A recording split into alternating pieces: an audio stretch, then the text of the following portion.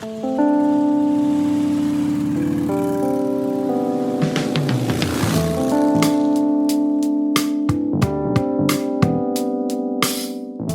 to the Motorcycles or Drugs podcast, a show where we speak with artists and engineers, connoisseurs, and problem solvers from the moto world and beyond. I'm Henri Boulanger. And I'm Gary Boulanger.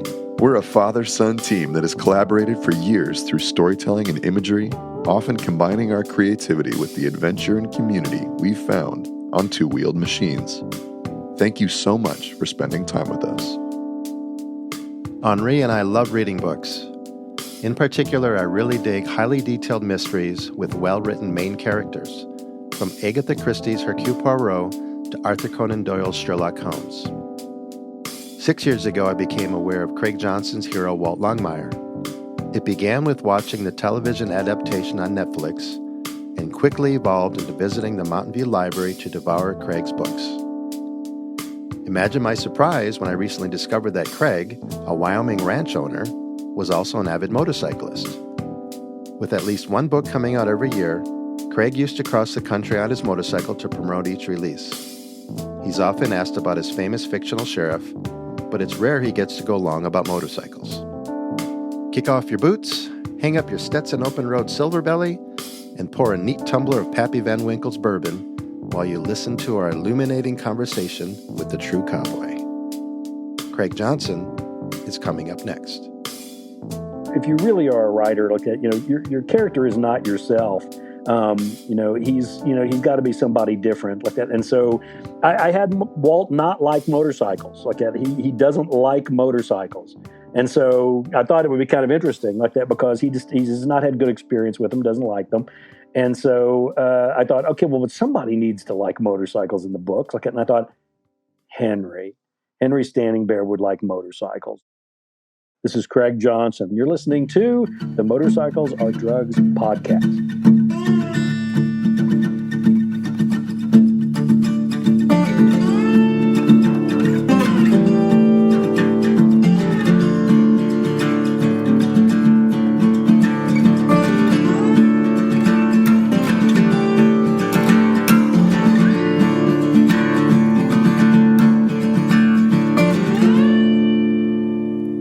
How's 2023 been treating you so far? Actually, pretty great. Look at, my life doesn't change too much. Look at, I've been writing the books and everything, for, I guess this is the 19th one that's coming out in September. And it's called the Longmire Defense. Look at, and, we've been on the New York Times bestsellers list, for like about, 16 times now. And, the books have been translated into, 27 different, countries and all these different languages and all these things. And the TV show is still, it's still trending and popular on Netflix 6 years after, it stopped production. And so it's kind of amazing like that. But, everything's just going along great like that. But, life has not changed much here in Ucross, Wyoming. Like that. I've been here for like 30 some years, and I built the ranch myself. I built the whole place, stacked the logs, did everything like that. Because I had one of those fathers that, felt that you were slave labor until you escaped.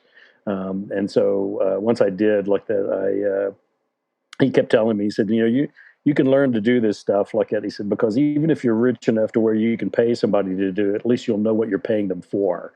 And I was like, oh, okay, all right, like that kind of makes sense. And then, but he was also the guy that he was into motorcycles like that. And so, one of my key elements there like that is that, everybody got a bike, whether it was like, a little rough, one cylinder, lawnmower engined motorcycle, go motorcycles, I guess. What would you call those? Like they were so tiny, for guys. Almost like a Briggs and I remember Stratton, it had a right? cast iron. Yeah, and it had a cast iron frame. I mean, it was like, not exactly the best, suspension, for a two-wheeled vehicle. Like, and then, graduated to a Sachs 50, which was, more, like an actual motorcycle. Like that. And then, let's see, trying to remember what was next. Like, I think it was a Yamaha SR 500. single, because I like those old school looking bikes like that. But then I kind of got, waylaid by those Kawasaki triple two strokes, like that, those monstrously fast, two strokes from like the early 70s. Oh my. Those were great because you could go, and race cars and make gas money, so because they weren't anywhere near as fast as those things were like that. I mean, they handled like a step ladder for goodness sake, like that, but still like it, they were very, very fast like it. And then I went through a period like it where I didn't have a bike because I probably didn't have the money for a bike. That might have been part of the deal there. And I was traveling around all over the country and everything like that. And so then when I finally got enough money together, scratched up enough money like that, I picked up I had at the ranch here, I had like I think it was a Kawasaki KX 400. It's like a 402 stroke like that I used. If I had to go get horses quick, like and get them back down to where I needed them, like that thing, was, thing is they're quicker than horses and they stop eating when you turn them off, and so that was kind of handy like that. And then I graduated. Then I actually was able to go out and buy, a brand new motorcycle, and that was a 1996 BMW 1100 GS, GS 1100R, I think it was. One of those big dual sports, one of the big desert dual sports, like that, which was, Paris Dakar bike, like that, which is kind of fantastic for Wyoming because, I mean, we have like 80,000 miles of dirt and gravel roads, and out here where I am, on the edge of the Powder River Basin, like that, right at the base of the Bighorn Mountains. We've got all kinds of topography like that, but you're kind of out there on your own on these bikes like it, and so it was fantastic like it for those purposes. Well, actually, as frightful as it sounds, we're really curious about the details when you almost lost an eye racing motocross. I don't think you've shared that story yet. I've tried to block that story from my mind. Like, oh my gosh, you really don't want that story. It's gross. Like, you really don't want to hear that We story. definitely want it in rich Craig Johnson detail. Oh God, no. I'll try and tone it down a little bit, not give you quite as much detail because it's kind of gross, that story. Like, and the longer I get from it, like the more gross it becomes. So. Well, that was like, I guess, early 70s, I guess, like that. Maybe a little late. No, yeah, I was in the 70s, like, yeah. And like everybody, was out, grabbing those little RM 125s, like, and the Yamahas and all those things. Anyway, like at that point in time in the 70s, like everybody was out racing, like and when you're young, like at those little 125s, that was a kind of a fast class, like it was fun to do, like and I was over. It was in Ohio like that, and was racing there like that. And God, I'm trying to remember because I haven't told this story in a long time like that, and I haven't thought about it in a long time. But I had, let's see, it was just a crowded curb, going into a bank curb.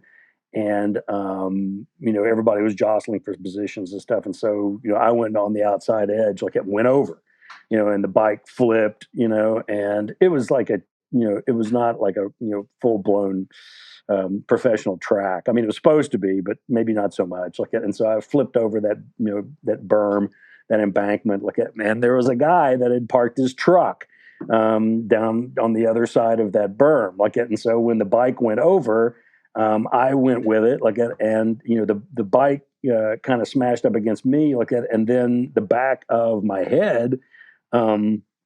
Hit the truck, hit the front, fender of the truck.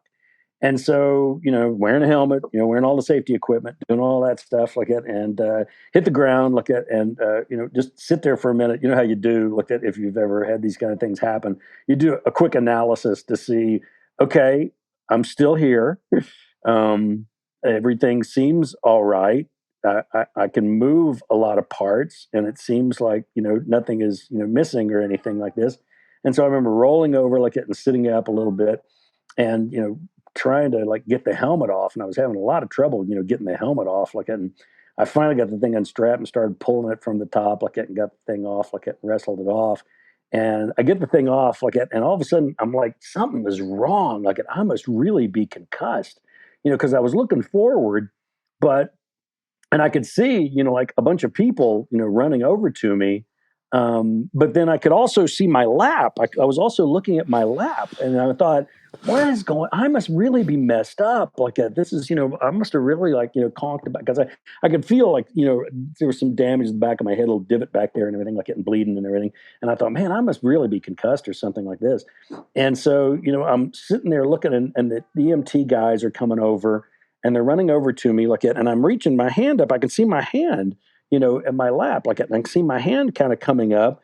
And as I get my hand starts getting closer to my face, I'm also looking at the EMT, like at who's coming up to me too, and the EMT is looking at me, and he goes, "No, don't touch, don't."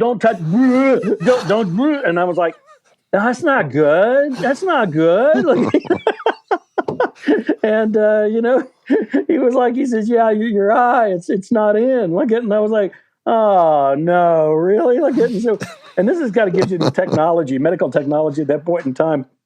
They had remember those little maybe you still might be using those little paper cups that they give you in the hospital that they have like the pills in them. Whenever they give you pills, they have the. He gave me one of those, and it was filled with, I think it was like cod liver oil. I think is what it was. He had like poured cod liver oil in it, and he goes, "Scoop it up with that, scoop it up and just like put it in that." And I'm like, really? I'm got to do that.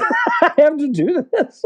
And so, following, medical, in direction I did that, and I'm scooping it up. I'm pulling it up there I'm putting it over and they're putting me, on a stretcher, and they're carrying me over to the EMT van.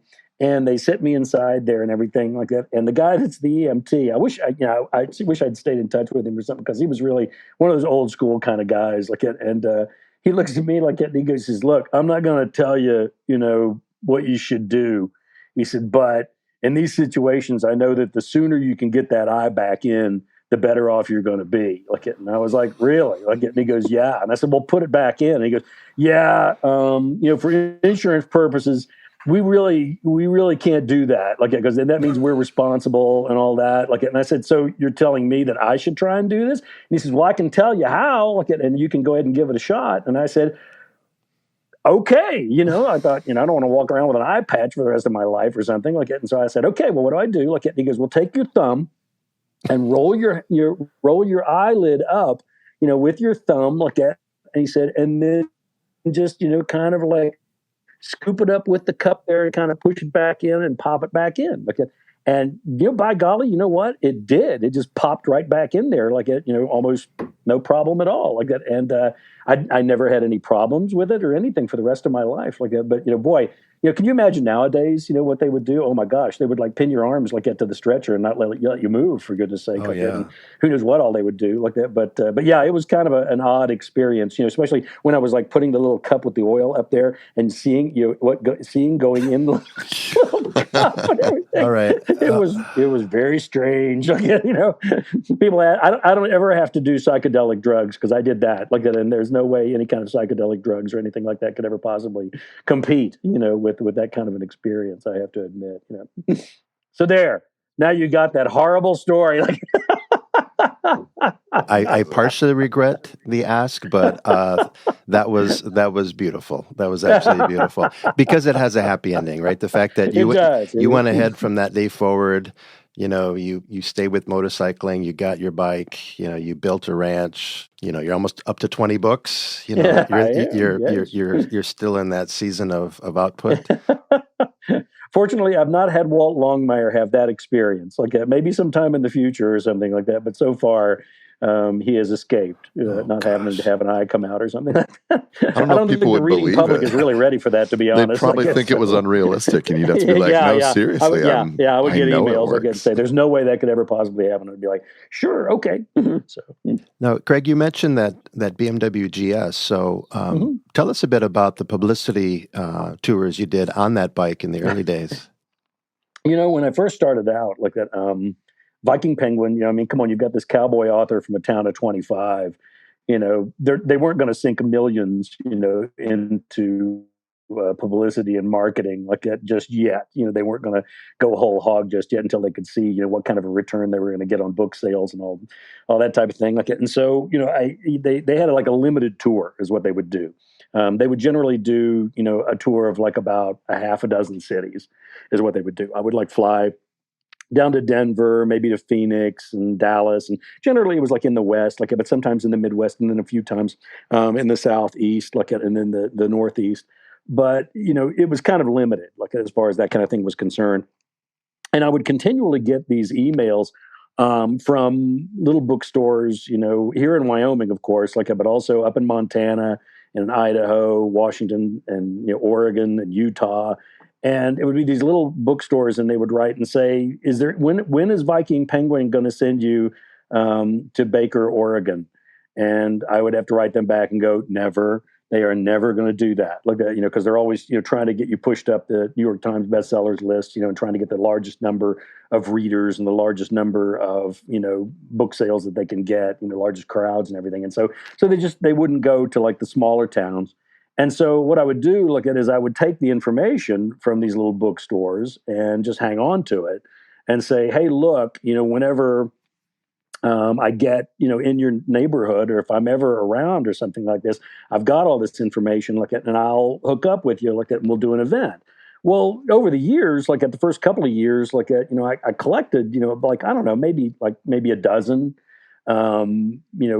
bookstores, into little independent bookstores. And so most of them were like in the West and in the Northwest. And it was kind of funny like that because, they finally decided one day, I thought, what, when I finish the national tour, with Viking Penguin, I've got this motorcycle that I bought back in 1996, this old GS, and it doesn't get as much miles on it as it should, because we do live in Wyoming, and so, the motorcycle, the window of opportunity is like a little bit limited as far as that's concerned. And so, I thought, I could get more miles on this thing. I could actually take off and go on this motorcycle tour where I could just, shoot up and do this great big 5,000-mile loop, and hit all of those little motorcycle, hit all those little bookstores. And so I did. And the first year was a big success. It was amazing, that, because I would roll into these little tiny towns in Montana, Idaho, Washington, Oregon, Utah, and a couple hundred people would show up, that. And when you're first starting out, that's kind of stunning, that, to have something like that happen. And so I started doing it every year, that, after the national tour. And the funny thing is I kept getting more and more requests. They kept saying, "Hey, well, look, hey, we see you're going to be in Pendleton. Is there any way you can do Baker City? Is there any way you can do Bend? Is there any way you can do Sun River? All of these places." And so it would get bigger and bigger every year is what it would do. And finally, when I had to finally stop doing it, because the national tours became so big, and then also the simple fact that it was just plain getting too big. It was turning into about 32 independent bookstores that I was hitting all the way, going all through the Northwest. And I was out on the road for a month on the motorcycle. Which was, of course, kind of cool and fun, because we're also talking about the Northwest. I'm not driving through Nebraska. And so, when you're on a bike, you're always looking for nice roads, some good scenery, that type of thing, like that. And so, come on, Montana, Idaho, Washington, Oregon, Utah, that's some pretty spectacular country like that to ride through. And it was great like that because I think it really is responsible for a lot of the success that I had, as a touring author. That I could go and do as many of those as I wanted. Like that. I could still be doing it today, and I may pick it back up again every once in a while. I think about it, and think I could just pick out about maybe 10 or 12, and just hit all of those and do that big loop again like that. But it's just been a blast. It's been a real blast. One of the last ones I did, there was a good friend of mine like it, and he was a writer like that had no motorcycle experience at all, and he decided that he was going to go with me on this tour like that, and so he went out and bought a Honda Goldwing, for goodness sake, like that. Now, and he had he had never ridden a bike before, and so I think I spent the majority of that particular trip helping him pick up the Honda so that he could get back on it like that because it fell over so many times like that it turned into kind of more of a maintenance trip than anything else like that. But he made it all the way through. Like I got to give him credit like that. So where credit's due. Yeah, it's worth the try, and obviously you inspired him. When was the last year that you did that?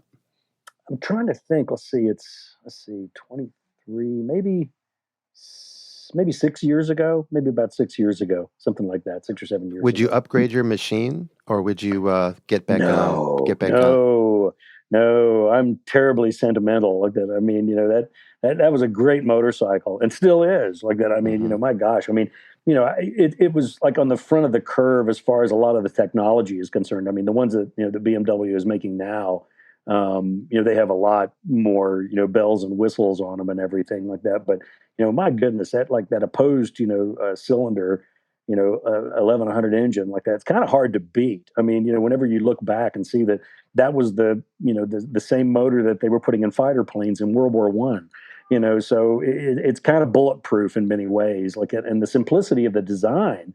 Not that it's like a simple machine like that, but 1996 in comparison with what it is that they got nowadays. I kind of like that. I kind of like being able to tool on them a little bit, like at work on them and fix things that might get broken. And that's a little tough with the ones nowadays like that because all the technology, all the computer electronics, and all this kind of stuff. I mean, you have to go in and plug them in to find out so they can talk to you. For goodness sake, like it sounds like all creatures great and small, doesn't it? Like that, wouldn't it be great if our bikes could talk to us? So, Yeah. I guess in a technological way, they're trying. So. But no, I love that bike. Like it, and it was like the first bike that I bought brand new, right off the showroom floor. So I was pretty happy with it. Like it, and I keep it and still ride it. I mean, it's so great, for out here because like I was saying, like that we've got like about 8,000 miles of gravel and dirt roads here in Wyoming. Like it, and so if you want to go out exploring, which a lot of times that's what I'm doing. Whenever I'm on the bike, it's an opportunity. Hold on, just a moment there, if I can.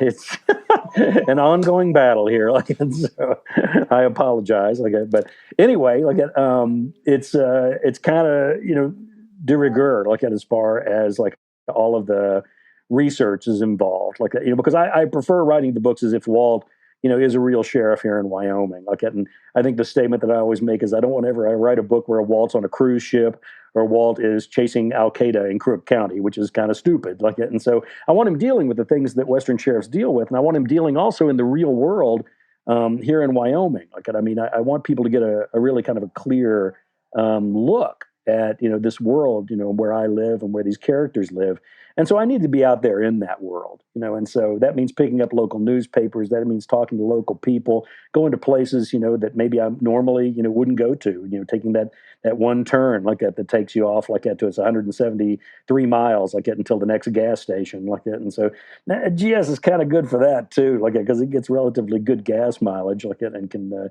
get me in there and get me out, which is kind of handy like that. But then I kind of expanded the market a little bit because I don't know how much of this do you guys want to go into? Like, do you want to go into what the current Remuda here at the ranch is? Like, do you want to hear about some of the other bikes I've got?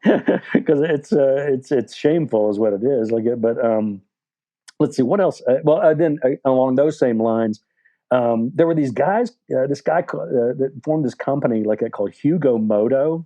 Have you guys ever heard of that? Like out of Tennessee. Yeah, they were doing the old-timey looking ones? No, they were doing the scrambler upgrades for Harleys. For Harley Sportsters. For Sportsters, yeah. And I saw, I just stumbled across a picture of one on the internet, and they were definitely like, the big desert sled type motorcycles. These are not something you want to jump with or get hill climbing with or something like that. I mean, they can climb a hill and stuff, but like they're made for like big open areas like that with long desert stretches, and all that. And it's kind of perfect, for Wyoming like that, and so I saw a picture of one and I thought, boy, I'd like to have one of those. And then of course discovered that they'd gone out of business, here about, I don't know, something like, maybe like 7 or 8, maybe 10 years ago. Five years ago. I was about 5 years ago, was it? Okay. I was in contact with a few of the guys that ran the business because a friend of ours, John McGinnis, upgraded his Sportster. Well, he was going to go a bit further. He ended up just doing like the high pipes, and then from there, he went on. But I know exactly what you mean. Everyone was reading about it, and we're all ready to pull the trigger, and they closed their doors. I know. Like it's another one of those entrepreneur situations where you think, if they could have got that message out, maybe a little bit bigger for a lot more people. Because I mean, I look at the thing and I think to myself, well, this is one of the bikes that Harley Davidson needs to be making, for goodness sake. Like for all the the old desert sled Steve McQueen guys, like this is perfect for them. Like But anyway, it's stuck in the back of my head, and so, of course, I went on an internet look at, and this is kind of the bane of my wife's existence.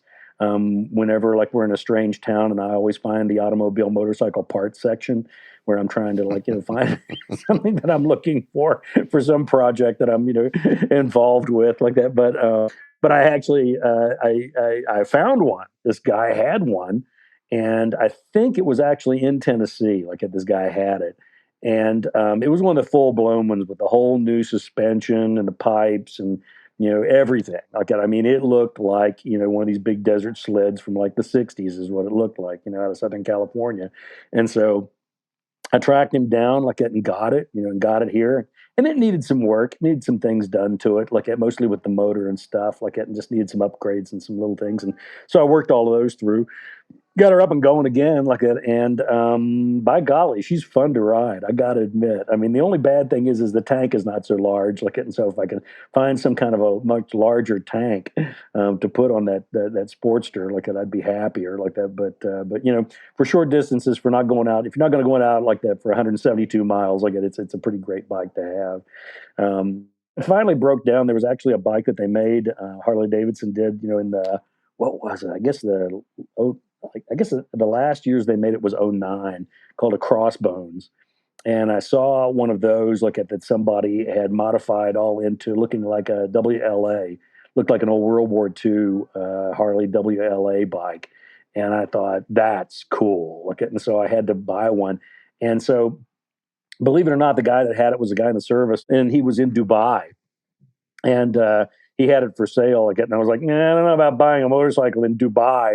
That might, cause a few problems. And he goes like, no, I'm coming back. I've finished my tour, and I'm coming back. And so, I can, sell it to you once I get back into the U.S., into Virginia. They're going to ship it home for me and everything. I'll let you know when it's there.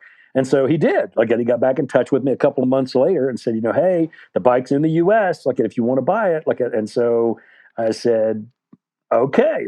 And I got a good friend, Jamie, who has Old Man G Motorcycle Fabrication Works in Sheridan, Wyoming, who is an absolutely fantastic builder, a really, really wonderful guy like that. And I brought it into him, and I said, okay, showed him a few pictures on the internet and said, this is what we're looking for. We're looking for, for it to look like an old, WLA, from World War II. See if you can put it together. And by golly, he did. He had it for a better part of a year. And took it all the way from the ground all the way back up like that. But it's a fun bike to take out and and go out on what it is a great parade bike. It's a great poker run and parade bike.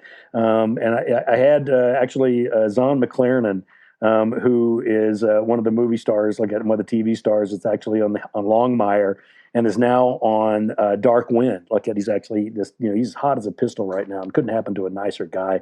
All these wonderful things that are going on for him and everything. But every time he comes to Wyoming, he tries to steal my motorcycle. That's the only bad thing I can say about him. So.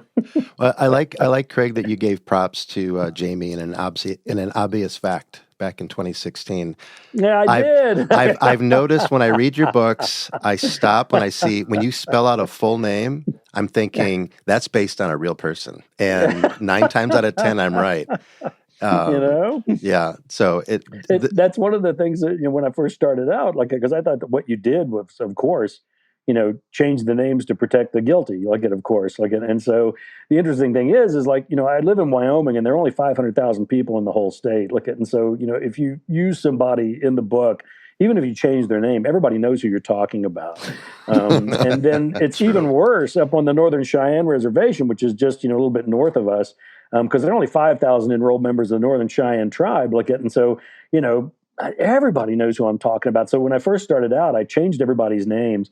And it's been funny like that because people sometimes will ask, they say, well, do you ever get in trouble with cultural appropriation? People getting angry because you're using other cultures and things in your books? And I'm like, yeah, no. The only time I've ever gotten in trouble with that is that, I had everybody that I had stuck in the books and changed their names that was Northern Cheyenne. They were angry at me because I'd changed their names, because they said, you know what, I want to buy a bunch of copies and give them to all my friends and show them how famous I am. And now you changed my name. And so now I don't know, what to do. You're no help to me at all. Oh gosh, good pressure. That's actually very positive pressure, right? Yeah, yeah, absolutely. Well, I can also deal with it's funny because you brought up that part about uh, an obvious fact, like that the book that takes place over during Sturgis, which was kind of funny, like that because I started like there's a little town to the west, like that, or to the east rather, like that, and they have a police force of one, and they have this thing called the Ham and Jam, like that, where about 5,000 bikers show up, during Sturgis. And I thought, okay, 5,000 bikers and only one cop. That sounds like a Walt Longmire novel, is what that sounds like. And so, that bike, that particular novel had to be, and it was funny too, like that, because in the beginning of it, like that, what I did was I decided, all right, I'm gonna Walt's not going to. The interesting thing is like if you really are a writer, like that, your character is not yourself. He's got to be somebody different, like that. And so I had Walt not like motorcycles, like that. He doesn't like motorcycles, and so I thought it would be kind of interesting, like that, because he's not had good experience with them, doesn't like them. And so I thought, okay, well, but somebody needs to like motorcycles in the book, like, and I thought Henry. Henry Standing Bear would like motorcycles, like, and so I gave him like I think a 1948 Indian, one of those big, beautiful, like completely, dressed out Indians, like, and then also made him one of the original gypsy jack pines that competed in all of those hill scrambles that they still have these days, like it, and I mean, because like what Sturgis is only like about 3 hours away, from our ranch, like it, and so that's this part of our culture, here, like that, right there, just before a couple of weeks before, Sturgis, like it really starts picking up, like that, and you start seeing so many more bikes than you normally see, like that, and it's just it's just part of the culture here, like it's kind of wonderful. Yeah, back in early August of 2018, when I was working for Cycle World magazine, I arranged for Henri and I to get Harleys because he was born in Milwaukee, Wisconsin, the home of Harley. And the whole idea was we live in California. We're going to take those bikes, have an adventure, write about it, publish an article or two a week. We were gone for a couple weeks, and he got the Sport Glide, I got the Heritage Classic, and as fate would have it, the timing of it all, we ended up in Keystone, and we spent a day at the Buffalo Chip. We rode down Main Street, visual feast, right? Bikes, you name it, everything. Blood, guts, glory, flesh, beer, bourbon, guns. Well, maybe not. And just exactly like San Francisco, right? Just right. Exactly. So we made it to the Buffalo Chip, and we're putting our kickstands down, and I look up and I go, hey, it's the actor from Longmire. It was on. And Henri, with, we're a generation apart, obviously. He goes, oh, I thought that was the actor from Westworld, and we were both correct. So we got off the bike and we said, hey, we introduced ourselves, and he was very accommodating, and he had just ridden an Indian bagger, or I think it was a chieftain. Anyway, it was an Indian bagger from on loan from LA, even though he's a Harley guy. Again, he's trying to grab someone else's bike, right? Like you're saying. He's a thief. Keep an eye out for him whenever he's around. Like, so we stayed in touch and everything else, and we just spoke to him a week ago. So we had a nice session with Zahn. Now with all of his covetousness with your bikes, have you guys ever ridden together? Yeah, we've been able to ride together, and it's been an absolute blast. I mean, it's he is a really, really great guy. Like but your celebrity status sometimes gives you opportunities. Like and one of the ones that I had is they have this they have a great big mystery convention over in France, like called Katie Polar, that takes place in Lyon. And I've done that one like I don't know how many years. Like it's a blast. Like to go do like at thousands of readers. It's just a fantastic place to go. And so one of the years they decided they were going to work with the Museum of Modern Art that was in Lyon. And the exhibit that they were doing at the Modern Art Museum was motorcycles. And so what they thought was, they said, well, what we'll do is we'll combine, the mystery novelists, and then, the museum and motorcycles. And one of the big things they were going to do is they were going to do this big, motorcycle tour, blasting through Lyon, this big circle, with the cops in front of you and everything. And it sounded like a fantastic thing to do. And I was really looking forward to it. And then they got back to me and they said, well, it's not going to be quite as big as we had hoped that it would be. And I said, well, what's the problem? Like that. And they said, we could only find 3 motorcyclists that were mystery riders that could actually ride. And I was like, really? I was dreadfully disappointed, by my brethren. I was like, really? They're out of like the hundreds of mystery riders that they're going to be there for that event. 3, or I thought, my gosh, really? And so, but they went ahead and did it like that. And so, me and the 2 others like that. There was a fellow from South Africa, there was a fellow from France, and me, and and we were it like that. And you got to go, over to what was it? I guess it was Harley Davidson Lyon, and pick out your motorcycle, and they would give you what you wanted like that.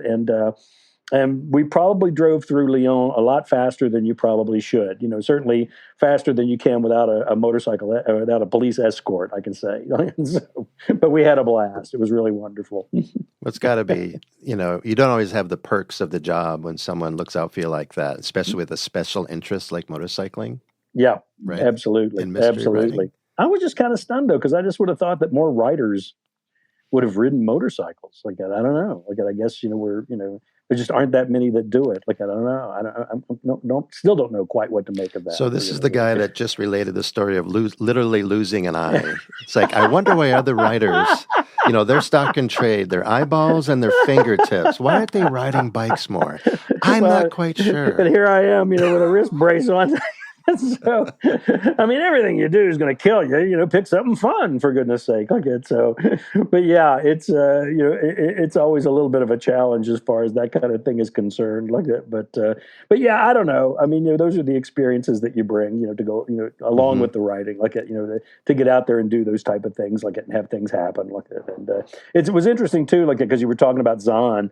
And Katie Sackhoff, who was also, big into motorcycles, and one of the things that they have happen, whenever they sign on to do a project, is there are a couple of things that they absolutely are forbidden, to do, and it's like skydiving, riding motorcycles, no rodeos, things like that, but I'm like, really, motorcycles? That's going to be in the list too? I can, I can understand why you don't want people jumping out of airplanes or riding bulls, but, motorcycles, really? And so, oh well. Fortunately, my publisher doesn't have any kind of qualms about that. They let me climb on anything I want to and do whatever I want. Well, that provides fodder and creativity, right, when you're out there. So I think so. There's nothing that clears my head more. That's one of the great things about, motorcycles is that there's a focus that comes to mind. It's one of those things where, there's so many distractions, like the meowing cat, in the loft wanting to get out, that you have to deal with, on a full-time basis. And motorcycles don't allow for that. They need your attention. They need your respect. They need you to be right there, right then. And there are few enough times in our lives, especially in certainly a technology, driven hyper speed, society and culture in which we live, where to slow things down to the point where you are in that moment, you are absolutely in that moment. That's priceless. I couldn't give that up if I wanted to. That's why I've got, I've got 5 bikes, down there parked in the garage, a different flavor for every day of the week, practically, so I can go out, and enjoy it like that. And it's funny because some people get worried about that. They're like, well, don't you worry? Don't you get concerned at being out there on that motorcycle and all this? And I'm like, I'm not on the 405, with people who are talking on their phones or doing their makeup or lighting their cigarettes or, playing all their, all these things I'm out here, in the, where, the nearest town to where my ranch is has a population of 25. The number one thing for me to look out for, deer. As long as I keep looking for the deer in the borrow ditch, I'll be perfectly fine like that. You just keep your eyes open like that, and play it safe like that, and be a good rider, and it's one of the most spectacular parts of my life. I love it. Wouldn't give it up for anything. So you're 19th novel in the Longmire mystery series, Longmire Defense. You mentioned it earlier. It's going to be released in September later this year. And talking about distractions and talking about these different tasks that sort of demand a lot from you and have these high rewards, writing is kind of in that category. Can you tell us a little bit what your process is like, how long it takes to research a book, how long it takes to sit down and write it? Is it a solid chunk of work? Do you have to come back to it after going on a trip? What does that look like for you? It used to be. I mean, I had that luxury of, being able to like take that, months and months, because nobody wanted to talk to me. Nobody wanted me to come do literary events or, go overseas or, do a book tour or anything like that. I was pretty much on my own. And so you get used to that, and so that first book, I had the luxury of, time and place and all of that.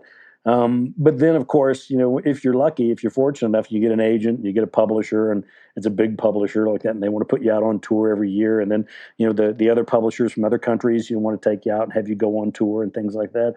Then, it starts edging a little bit of that time away, those tours and the library events, bookstore events and all of that. And so you really kind of have to get over the preciousness of what it is you're doing. I like sitting in my chair, looking out my window in my loft, with my cup of coffee and all that. Yeah, that just, that's where the bulk of the work gets done, because we do have this thing called winter here in Wyoming, and that kind of shuts everything down. Like, and man, we had a winter, that was, like, I think one of the second, worst since like, the 80s, for goodness sake, since they've been, keeping track of like the winters in Wyoming. And so, it actually kept me home a lot. I was actually running out of places to put snow a lot of the times with my tractor like that. But and of course the bikes, stayed inside during all of that. I haven't figured out how to put chains on those just yet like that. But yeah, they, you find yourself typing, on French trains or sitting in British airports or things like that. And whatever it takes, that's what you do like that. But it's also an escape in a sense too. It does demand that focus exactly the same as writing does like it and so it's also a little bit of an escape. That's another aspect of it that's very much like the motorcycle riding. You get into that world, and it's a little bit different than the real world, and it can become addictive. Like, I don't know what it is that I would do if I didn't have that world to escape into pretty much on a daily basis. I miss those characters. I miss that place whenever I don't see them or work with them, or, I'm not in their world like that, for, even a couple of days. It's a little, a little rough as far as that's concerned. But yeah, here I am, on the 19th book, in the series, like, yeah, I'll be back out on the tour again like that, come September. And I don't know. I mean, you're a little worried when you first start out because you write one book, and my first book, The Cold Dish, the very first Walt Longmire book. It took me about 10 years to write that book, and rewrite it, write it, rewrite it, write it, rewrite it, like, and finally get to the point where I thought it could be seen by anybody. Um, and then when it got picked up, like, and of course, Viking Penguin said, "Hey, you know, we we want you. We need another one here in about 6 months." And I was like, "Really?" Like, so that's a little daunting at first, and you're not even sure you can do it. Like that. You only wrote one book and it took 10 years to do that. So then you have to knock another one out in 6 months. So you really kind of have to change your mindset as far as that's concerned. But it's also just incredibly enjoyable. Okay? I mean, you really get into that mindset, and that creativity that's involved. And boy, that was almost 20 years ago, and I haven't looked back. It's been straight ahead ever since. I love hearing about that. I love hearing about process and the fact that it is rooted in enjoyment. Sometimes you hear people talk about their art and they almost sound like they wish they could be doing anything else in the world. So once in a while, it is nice to hear someone just truly enjoy that process. Every once in a while, I'll hear like a writer, and they'll be up there talking about their work, and they're like, "It's just well, the old Hemingway statement is writing is easy. You just go over to the typewriter and cut your wrists and bleed into it." Like, and all I can ever think whenever I hear authors describing that torture, how horrible it is, and I'm always thinking, you're not doing it right. Okay. There's something wrong, with the way you're doing it. You need to think about that. Because for me, it's an absolute joy. It's an absolute joy. One of the things I look forward to when I get up in the morning, like it is, hopping on that, stool of mine and, jumping into that world, like it, and seeing, what those characters are doing, what can I explore? What kind of social issues do I want to, deal with? All of those things that make it all worthwhile, to me in many ways. I think it's interesting as well, Craig. Is I'm digging into Daughter of the Morning Star right now, and in your preface, you talked about being somewhere where you saw this missing girl poster, and that prompted the deep dive that turned into another book. So obviously, you've got your observational radar up and set to sensitive, right?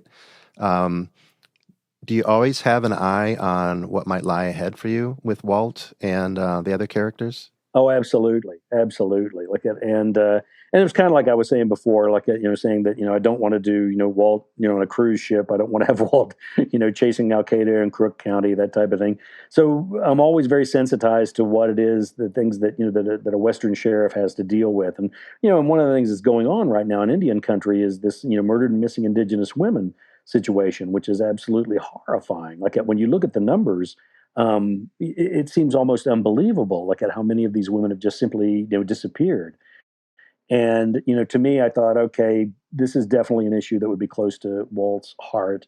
And so when I saw that missing girl poster at the Hardin Library, up in Montana, I thought, okay, this is definitely something that Walt needs to deal with. But then you've got other aspects, you take into consideration as far as that's concerned. Whenever you think, okay, you can have a social issue like that, but you need a story too. You need to have a story, and then you need to think about a lot of different things. For me, the books are written in what I refer to as a Vivaldi kind of format, in the sense that it takes 4 books, the 4 seasons, to get through 1 year of Walt's life. And so I need to think about, okay, well, what season is this book going to take place? And then the other things you want to take into consideration: where are these characters right now? Where are they? What kind of an effect is this storyline going to have on them and on their relationships? And that's another one of the joys of having like an ensemble of cast, like out of characters that you're going to see. Okay, well, how is this going to expand their world? How is it going to change their world, and develop those characters? Because I think that's one of the key issues for me. Whenever you have a series book, you really have to advance those characters. You can't just have them stay static. I mean, we've all started, series of books, that start off gangbusters and are really great. And then you get about 7 or 8 books in, like that, and then they start seeming like they're kind of like replicating or repeating their plots, or the characters really aren't changing, very much, like that they aren't developing very much, like that. And that's just simply not like carbon-based life forms. It's just not like a human being. And so for me, that's one of the big issues, is to think to myself, okay, what kind of an effect is this going to have on the characters, and where are they going to go to from here? And then also the realism. Like that, I've got stacks and stacks of newspaper articles. I mean, one of the dirty little secrets about my books is just about every single one of them has come from newspaper articles that I've picked up all along the way, like at everywhere I go, all over Wyoming and Montana and South Dakota, Colorado, look at all these places. I pick up the newspapers, these little small town newspapers like that, because one thing I've noticed about small town newspapers, they will print things that large newspapers will not print like that, because they're afraid they're going to get sued. Like, small town newspapers don't worry about that kind of thing like that. And so you'll get these like incredible stories, these very human stories like that. And it's just wonderful, like at as, a kickoff point, for any kind of a novel that you might want to try and take on, like, and it keeps them based in a reality. That's for me one of the big things is that Walt is based in a reality, in Wyoming, like that's honest. I mean, the worst thing that could ever possibly happen, like that would be, if somebody not from Wyoming were to come to Wyoming and look around and say, this is nothing at all like what's in Craig Johnson's books. That would be horrifying to me. I really want to try and portray the place, the people, as honestly as I possibly can, like that, and also try and tell a good story. Well, one interesting fact: Henri spent a couple years in Santa Fe at the school where Longmire was shot. Mm-hmm. So yeah, one of the first things we saw when we were walking through there, they showed us these professional sound stages, and they're like, and this is the set of the Longmire series, which at the time we hadn't heard of. So we were kind of like, oh, cool. And this is for perspective. This is January of 13. Okay. Yeah. Okay. So we'd seen early those, days. and they're obviously very proud of it, and had only good things to say about the production, the people involved, and they were permanent sets at the time, so they weren't taking them down and putting them up. So I actually ended up shooting several short films, music videos, you name it, on the Longmire set. I took a nap in Walt's office on the floor. I was a stand-in for some other thing, so I just kind of stood in that lobby with the stairs. I worked on my graphic design projects. The floor above, what is it? Is it the Res police station? Mm-hmm. That was my graphic design department. So I was oddly sort of tied into the series even before I had gone and I'm gonna start looking for you now. I know, yeah. And I would just look at his cabin and everything else. Oh, the thing that amazed me like that was when the first thing you see when you walk into the Greer Garson Studios was a great big poster of Greer Garson, which I thought was really kind of wonderful. Like, I did the research on that a little bit just to find out, why was it called Greer Garson Studios, and discovered that, like, I guess, in the late 1940s, like at early 1950s, she moved, from London to Los Angeles. And then I guess was a little overwhelmed by Los Angeles, but she had visited Santa Fe and she fell in love with Santa Fe. And I think it was around the late 40s, like 1948, I think it was, she bought 20 acres of land on the outskirts of Santa Fe, New Mexico. Oh, that we all should have been smart enough in 1948 to buy 20 acres of land on the outskirts of Santa Fe, New Mexico. And so what she did was she had the studios come in and build some of those sound stages, like at the original sound stages that were built there, like that were built by Warner Brothers and some of these big, huge, production companies. So that when she was filming, like they could actually do interior shots, so they would come down and they would all film like there in Santa Fe, which I think is kind of wonderful. Like that, and I remember whenever they were filming the pilot episode for Longmire, it was kind of funny like that because they had a building that was in downtown Las Vegas, New Mexico, not Las Vegas, Nevada, but Las Vegas, New Mexico. Look at and that building actually now still has the Absaroka County Sheriff's Department emblem on the front door, and everybody sends me a picture of them standing in front of that door. It must be the most photographed door in the entirety of New Mexico. And so anyway, but they used actual, spots all around in that town, like that, for the filming of the pilot, because, when you're filming a pilot, you don't know if this thing is going to get picked up. You don't know if there's going to be any money for it, if it's actually going to get broadcast and produced and all this. So whenever they're making a pilot episode, they're usually trying to make it for as cheaply as they can. And they certainly aren't going to go out, and build, entire sets. They're going to look for locations like that for, buildings that already exist. And I remember being in that building that they used. And I remember being up in the, I think it was the second floor, and up there, and we're looking, at, everything, and they're filming. And I looked at, the producers and I said, well, if this gets picked up, what are you guys going to do? I mean, are you going to buy the building? Are you going to lease the building? And it was the building where the sheriff's department actually was.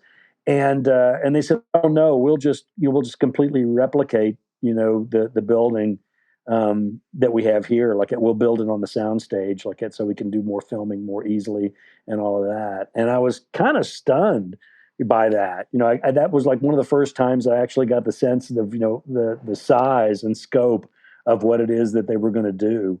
And, by golly, they did. They came in, and they filled up those sound stages, with Walt's office, with his home, with all of these things, down to the very same, stains and tears in the wallpaper, or the drywall or scuffs on the floor and things like that. I was really kind of blown away by that.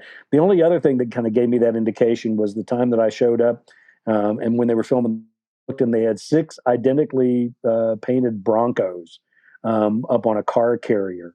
And I was like, I asked the guy that was in head of, in charge of all the special effects and, the stunts and all of this. I said, why do we need six, identical Broncos? And he was like, oh, we're going to wreck one of them the very first day. Like, and so it kind of gave me a sense of the scope of like working with Hollywood for the first time. I didn't know any of that stuff at all. So it was kind of nice to learn, I have to say. Yeah, it's fascinating stuff. Like you said, the scope of it, all the preparation, the very simple answers that involve so much work. Like, oh yeah, we'll just rebuild that entire office on a soundstage over 100 miles away. Why not? You're like, you can do that? Yeah. Yeah, but very You can fun do to anything have as long that as. very tangible connection to the stories and the books. It's so much fun to go back and revisit Oh, that and thank go, you. Thank you. I've been there, like, and to read it and to have this strong visual and going to Sturgis and, reading An Obvious Fact. It was really, really nice to be able to kind of go back to Wyoming. And you're right, you have that Oh, well, authenticity baked in. So it did feel really good. thank you. Thank you. Like, I appreciate that. Like, I try and do like, all the things that, Walt and a lot of the characters, obviously with some limitations, like as far as, I don't want to get physically hurt to the point where I can't work, like I gotta get killed like that. But I always try and like have as many experiences as I can that the characters have like that. Cause I think there is a sense, man, that's involved, and a genuine quality like that goes along with doing those things that, that really, it addresses the books like that and makes it like there's nothing worse because anybody that actually knows what it is you're talking about, if you're trying to fake it, they can get a sense, that you're being really overly generalized, in your descriptions and all that type of thing like that. You got to try and make sure that you get those things right, or else, why bother? Beyond work, beyond Longmire, which does occupy a lot of your time, beyond that, what do you hope to gain in 2023? What do I hope to gain in 2023? I'll be honest with you. I always laugh at these type of questions like that because somebody once asked me, they said, well, now, you're a New York Times best-selling author, you're translating all these languages, you got like one of those on Netflix. How has your life changed? Like, and I always look at them and go, I can walk into Ace Hardware and I can buy anything I want. And they always look at me like, really? That's it? Like, and I'm like, yeah, you've never straightened nails, have you? Like, so, for me, that's one of the great joys. Like that is that that my life really hasn't changed all that much. Like that, I kind of assembled the kind of life that I wanted to lead. Like that, and it's not a life that takes a lot of monetary expense. It really, I'm pretty happy with what I am and who I am and where I am. And I would probably, I guess, hope more than anything that my life doesn't change too desperately much between 22 and 23 and 24 and 25 and 26 and on in, for another couple of decades, hopefully. Like I'm awfully happy, with the life that I've got and the freedoms that I have, like that, and the success that I've had, and the wonderful response of the readership, to the books. I mean, whenever people get in touch with me like that, and it's pretty simple like that. I mean, I've got a website, CraigAllenJohnson.com, CraigAllenJohnson.com, like that. And if you go there, there's a contact button, and you hit that contact button. That's my email that comes up here at the ranch, and I always get these emails from people that say whoever it is responsible for answering Mr. Johnson's emails, and I'm always sitting there staring at the computer and going, well, that would be me. Okay. So, and I have to write them back and no, it's actually me. And then sometimes they believe me, sometimes they don't like that. But the wonderful responses that I get, from people who, the enjoyment of the reading like that, or the enjoyment of the characters and those relationships and all of those things like that, that hard to replace. It's really, kind of wonderful. And if you can make that kind of a,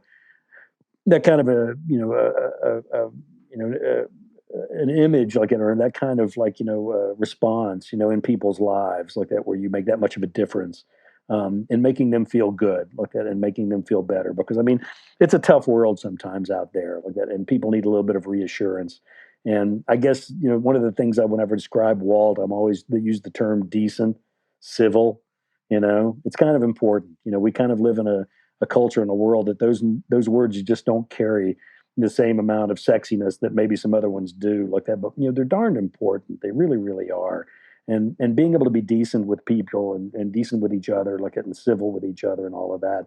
That's really important. Like that's one of the things you learn, on a bike. If you're out there like that, you're not surrounded by all that metal, with your stereo going and your air conditioning and all that kind of stuff. You need to be aware of everything and everybody around you like that, and that can teach you some civility along the way too. Like that, and some of the most civil people I know, like that, ride bikes like that. They're just very very conscious of that treating people decently like that, and that civility like that. I think is an important part of being a real motorcyclist in many ways.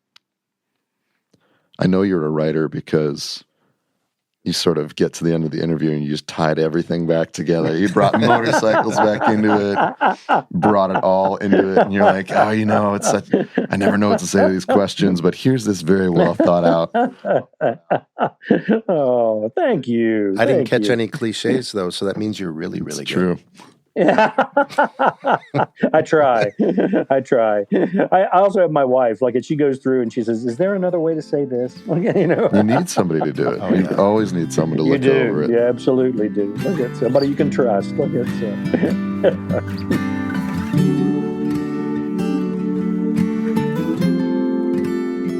I love hearing about people's creative process, especially when it starts to get more into the craft side of it. So it's this creative outpouring, but it's disciplined and it's aware of distractions, and it's, you got to get that book out and you have your deadline and you got to find your way there somehow.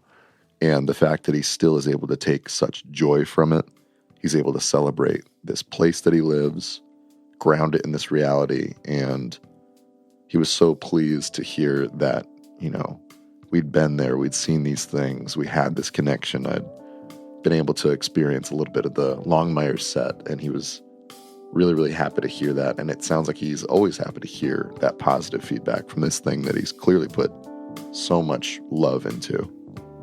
I also appreciate how he's comfortable in his author skin, and he makes himself accessible, doing the publicity tours both here and abroad, answering people's email. I bet you pre-internet, if his career had started several decades ago, he'd be the one answering the mail, the fan mail, right? Which always makes everyone happy, both the sender and the receiver.